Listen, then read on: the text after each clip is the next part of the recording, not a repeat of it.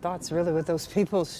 I mean, goodness, just devastation there. Here at home, a wind advisory is in effect for us here. Brian in for Kim Adams tonight with forewarned weather and plenty going on around us. Plenty going on, not as active as the severe weather in the south and those blizzard conditions in the Midwest, although we're going to get our fair share of rain and wind overnight tonight and heading into early tomorrow morning. Because of that, the National Weather Service here in Detroit has issued a wind advisory for our northern tier of counties, Genesee, Lapeer, St. Clair, and Sanilac counties. All the counties here in the light brown until 10 o'clock tomorrow morning, as these areas stand the best chance to see wind gusts in excess of 45 miles an hour overnight tonight through early tomorrow morning. We'll combine that with a lakeshore flood advisory for Sanilac and St. Clair counties as well until 10 o'clock tomorrow morning. We could see some minor lakeshore flooding overnight tonight into early tomorrow morning with that combination of wind and rain heading into the region. Exact Track 40 radar raining from right around Grosse Ile down to the south, heading toward Monroe and Adrian,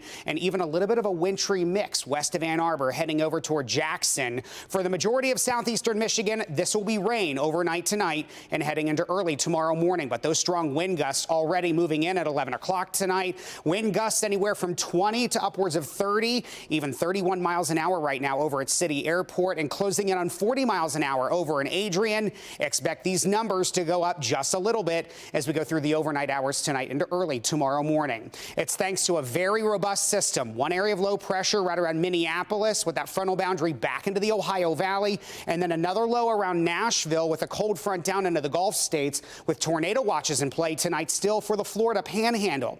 As this system moves off to the east and we get that Gulf moisture running right into Michigan, that is going to bring us our rainfall overnight tonight into early tomorrow morning, with the heaviest of the rain as we're heading out the door to work and school tomorrow morning. Clouds and radar by 5 o'clock tomorrow morning. Rain for everyone. Not looking at any kind of a wintry mix tomorrow. I think north of I-69, that's where we start to see any kind of a wintry mix or maybe some light freezing rain early tomorrow morning. But this system's out of here really quick. By noon tomorrow, we're starting to dry things out temporarily. We've got a weak system that's going to move in late tomorrow night. That's going to give us a little bit of a rain, snow, wintry mix. No accumulation expected tomorrow night before colder air continues to spill into the region, and we keep the chance of some snowflakes into the forecast through the end of the week on Friday. Strongest of the wind gusts overnight tonight into early tomorrow morning. 5 o'clock tomorrow morning, 35 to 45 mile an hour wind gusts, but those winds start to subside very quickly by 4 to 5 o'clock tomorrow afternoon, and even by 9 o'clock tomorrow night, 5 to 10 miles an hour.